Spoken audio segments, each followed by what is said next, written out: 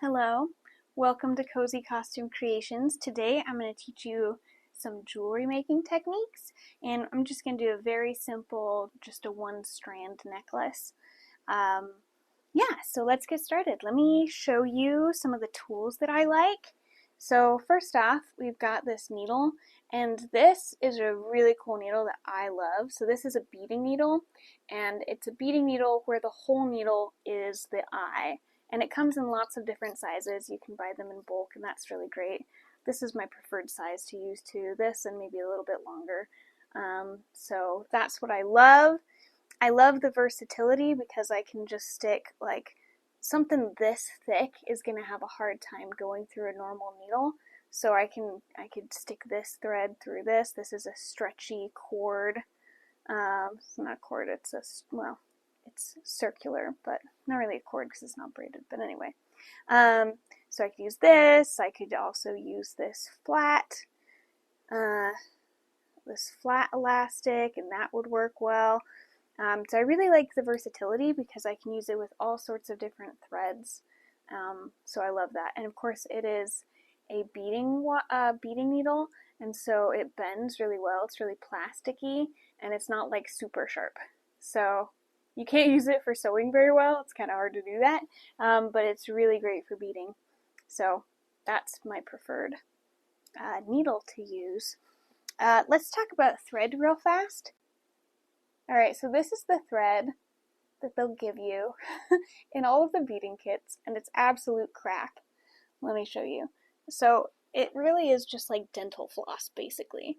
It's not like a cording or like braided together or like a rope where you take the fibers and you like twist them to make them stronger. It's like all of the fibers. Now, let me show you if I can. All of the fibers are just like straight. They're not like twisted to make it strong. You can see that, how they're just like straight here. They're not twisting around each other. So you can just really pull it apart like super easily, and it just snaps so easily. Let me get a good grip. But yeah, especially since you can like break it up. Do you see how it's like fraying? It just like frays out really easily, just even as you're using the needle with it. So you get all this gross fraying, and it snaps, it breaks like super easily. Alright, you see this? Sorry, I broke it a little bit off camera. Gosh dang it. Alright, but yeah, this stuff just snaps. Do you see that? And see how gross it gets when it snaps? Ugh!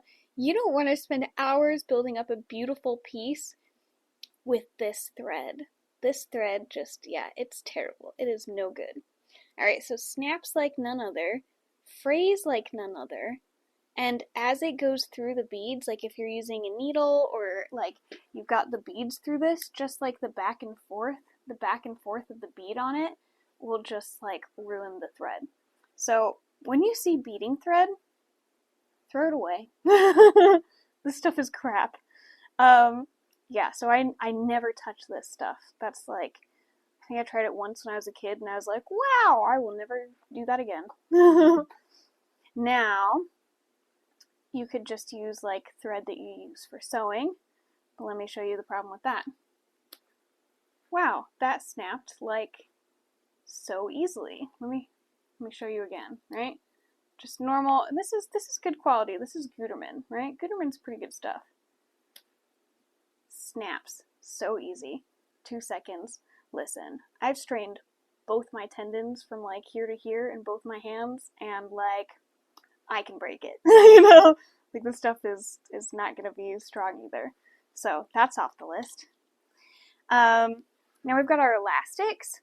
The problem with elastic is that elastic actually only lasts for about 4 years, and then it decays. I know this because I work in a costume shop, and that's what they tell us. What my mentors told me when I was going to school. And then I also was there long enough to see things that I had put elastic in, to then see the elastic like disintegrate. That was like elastic into garments, not necessarily beading elastic, but it's the same. They will deteriorate over time. The other thing is, especially with like these clear ones, they yellow over time. And it doesn't take long. These things break down in about 4 years. So again, not really long-lasting materials. So those are out too. Well, unless you want to make something that's going to last for 4 years, then there you go. Good, something you want to break down? Go ahead. Now, I'm going to show you my preferred option. I actually have two preferences, but one of them went out of business. So, I really liked silicone thread.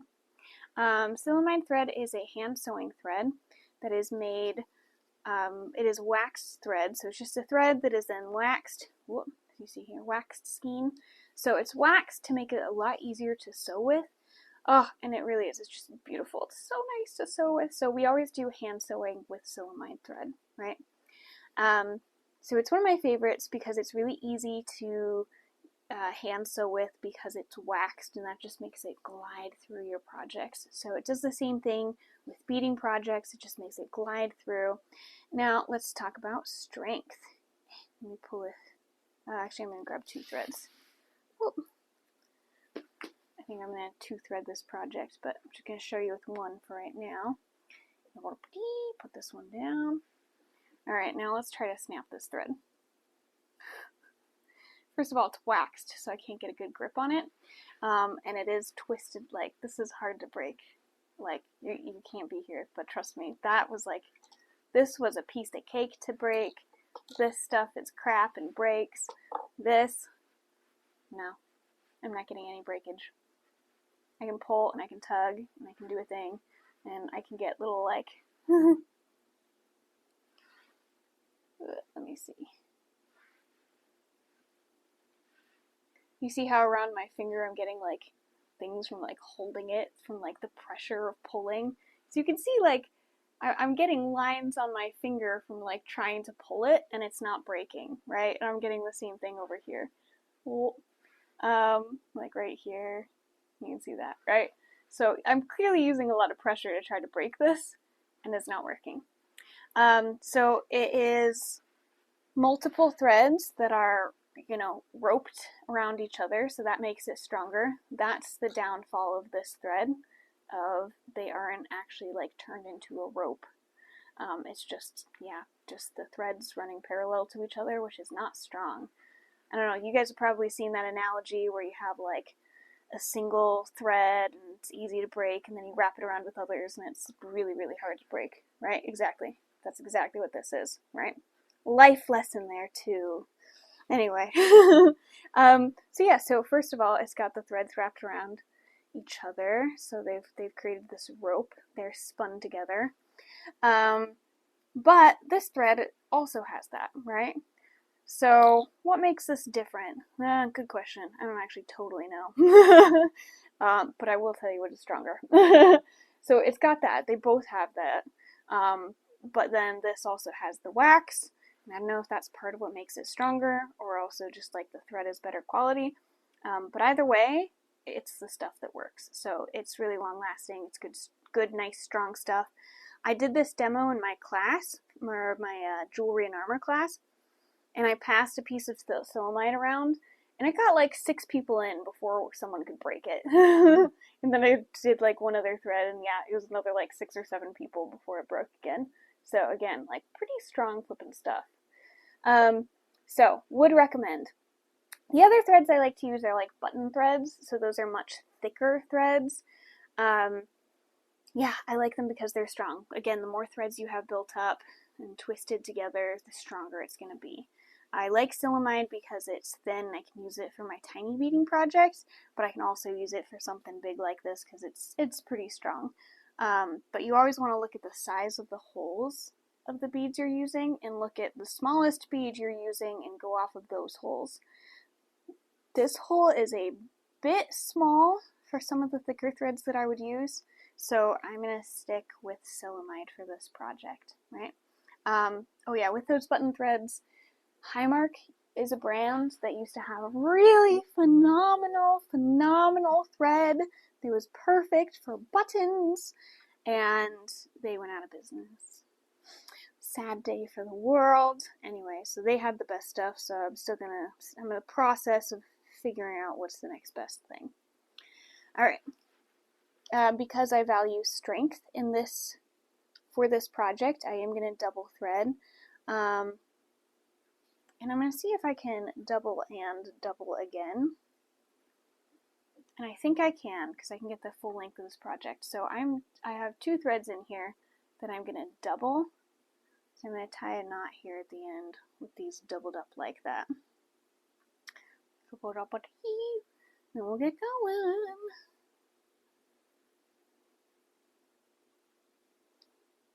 Tie some good knots, do a thing.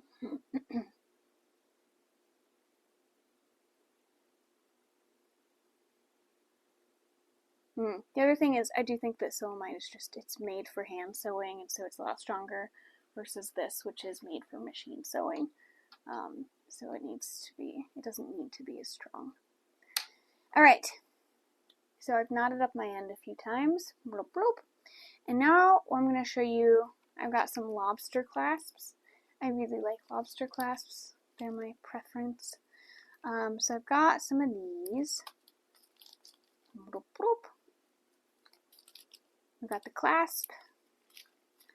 We've got the thing the clasp attaches to, which in this case is just a single link. Alright, here's a quick note on chain links. Yeah, I'm going to use these pliers. These are ones I really like. Whenever you open them, you always open this way, right? You don't open it up like, you don't take it and open it up this way, because then it's like misshapen. It's really hard to get it back to going in, right? You always twist them open, attach it to the thing, twist them close. That's what you do with these guys 100% of the time. That's the thing. So I just kind of opened it back up to then close it a little bit more securely. Alright, so now what I'm going to do is I'm actually going to stitch the lobster clasp first, and whoop, whoop, I'm just going to go through my thing and attach it like this. Boop.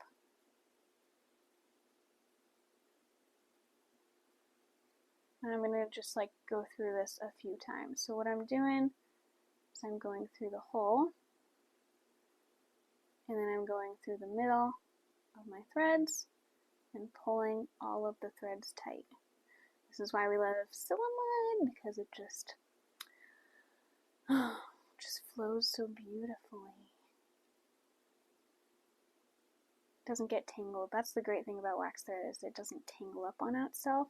It just kind of beautifully, because of the wax, right? It just flows through really nicely. Alright, I'm going to do this like at least 3 times. More if you decide to. But it also depends on how thick it's getting in there, what it's going to allow you to do.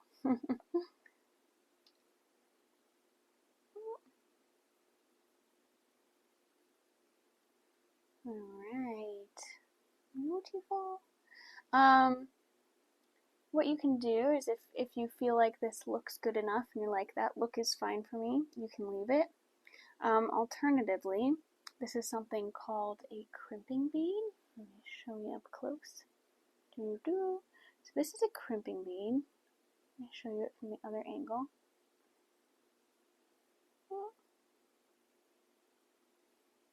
There you go.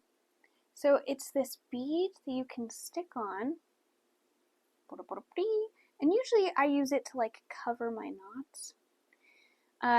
So you can stick it on something and then you crimp it. Usually there are special crimping pliers that you can use, and it will flatten the bead out, and then it stays nice and flat and just like sits right there. For me, I'm not going to use that right now because it doesn't look like there's anything for it to cover. You know, if my knots were like, because my knots are really just like on the thing, if they kind of came down a little bit more, then I would want to cover that and I'd use a crimping bead. In this case, I'm not going to, but it's a nice option to just kind of take your craftsmanship up if you've got some ugly knots you want to hide. If I'm worried about this breaking, I will also usually what I'll do is I'll use one of these. So I'll use one of these kind of in the beginning so that if this part breaks, then I could really easily just, open this guy up and then swap it out and stick in a new one. So that's what I'll do when it's a piece that I like, I'm gonna spend a lot of time on and I want to last forever. This is like a tiny beading project, so I don't feel the need to do that right now. Alright, so what I like to do is kind of lay out all my beads however I want things to wind up. So I like to just like lay out my beads so I can see and move things around and, figure some design out. So I've gone ahead and I've done that, and then I can just, pick them up. Oh, no, that's supposed to be there. And you just pick them up in your order and stick them through the needle. Oh, I have a beading mat here too. This is a beading mat. It's nice because it's just a nice surface that keeps beads pretty much in place. Nowadays they also have silicone beading mats, and I have one of those as well. Dope, dope, dope, dope. Another thing you can do is you can hide your knots with beads, which is really lovely. The first time I saw that technique, I have an aunt who does some awesome beadwork. She does beautiful, beautiful bracelets and necklaces. And when I was a kid, I loved beading. And I got some of the bracelets that she sent. And I really, took a close look at those because that was what I was interested in. And I saw that she was hiding her knots under the beads. And I was like, oh, that's so clever. So that was the first time I saw the technique. And I was like, yes, that's a good one. I will do that too. So that's the other thing, is just observe things. Take a look at them, be like, ah, that worked, or I liked that. And you can do that too.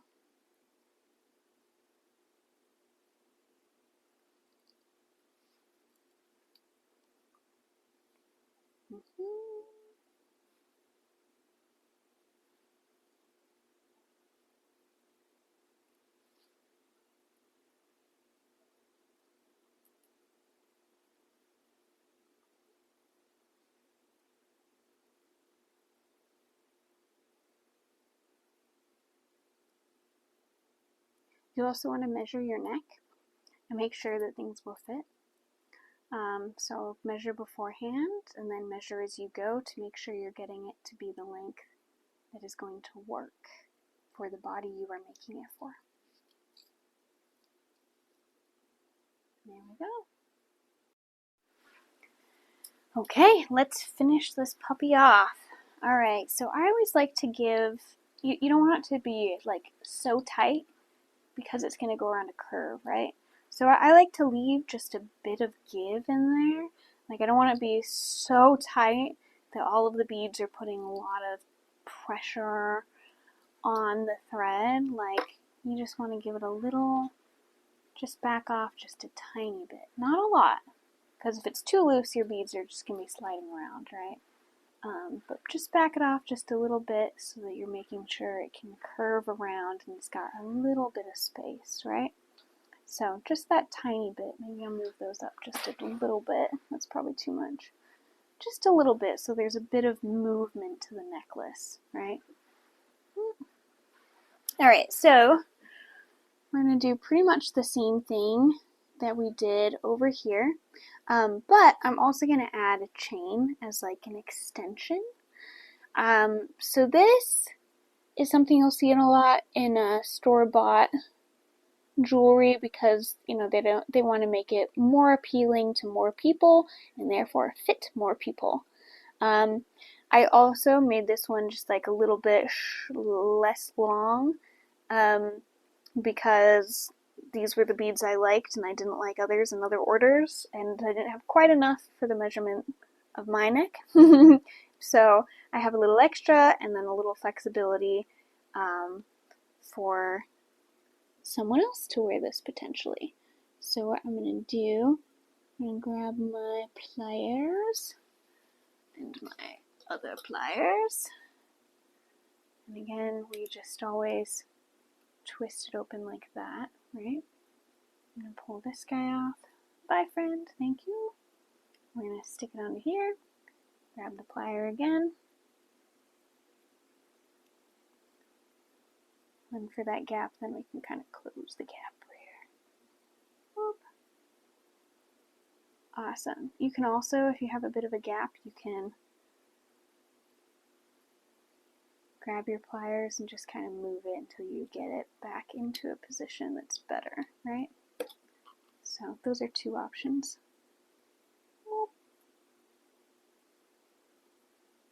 Awesome. Now let's go ahead and attach this. Oop.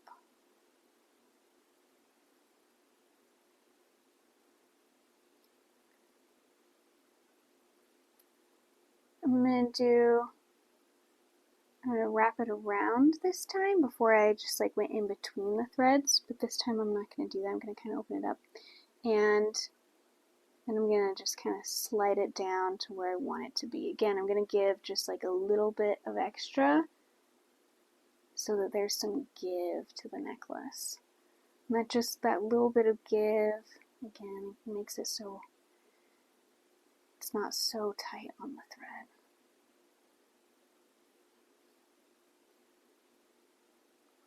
I like to do 3 stitches on either side if possible.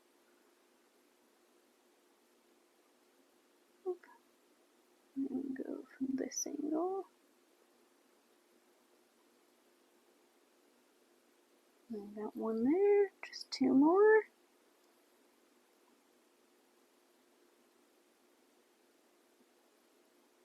Dope, dope. And one more. Awesome. Now, got a few stitches built up kind of around that to kind of keep that in a good place. Now there are a few things that I could do. I could like tie off here and maybe hide my knot. I would have had to put my crimping bead on first. Or what I'm going to do is I'm actually going to go back through my project. This is kind of like a crochet or like a knitting technique where you take your thread and go back through it and kind of hide it in it. And again, after seeing my aunt's work, I was like, ooh. Just go back through and I'm going to tie a knot and just hide it in the beads, right? So the beads are going to cover it up when they're in here. So this is where I'm going to kind of tie off. So at first I want to just wrap it around that thread a few times and tie some knots there, and then I'll tie an actual knot that is just this thread, kind of knotting off, right? I always do like lots of knots because I work in theater and actors are not nice to their costumes. So you want things to last. So you basically like nail things on. Alright, so there we go. I should have tied a knot up here too. I didn't, that's my bad. I probably gave myself a little bit too much give, but there we go. Oh yeah, no, that's actually a good amount of give because now that these have moved, do you see how like I had some give up here, but it's gone, right? It is gone now that I have this like straight. I've got a tiny bit here, but not much, because the thread has to go around here. So now that it's sitting like this, it needs that extra. Oh, sorry. So now that the beads are sitting like this, you see how it needs that thread to be like right there. So it needs like that extra thread to be able to sit like this, right? It's probably got like, I don't know, maybe like a quarter, well, maybe like an 1/8 of an inch here and here. So if I put it like that,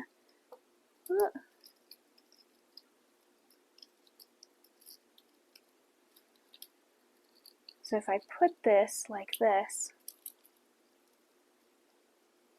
the give that I had, that I added in, it's gone. It's all used up here. It's kind of that like turn of cloth, except it's thread. It's kind of like the turn of thread is there. Anyway, so that's why we gave it a little bit of give, so that it can like sit flat like this. because if there was no give, this wouldn't be possible, right? All right, so there we have it. There's the finished product, and we can open it up, make it a finished product. It's a thing. There you go. I hope you learned some things. I hope you had some fun, and I hope to see you again. Bye!